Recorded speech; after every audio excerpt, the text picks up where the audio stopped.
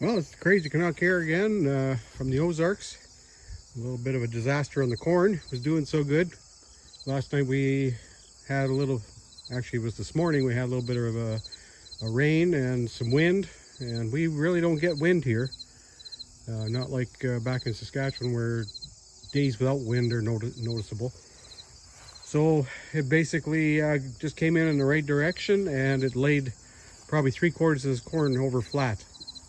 So I picked it up and threw it back the other way, and we'll see what happens.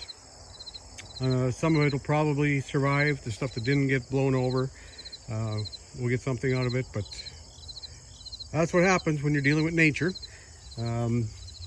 Was looking good, but not so good no more. So just thought I'd give a quick update on what happened. Other than that, getting ready to do some more planting.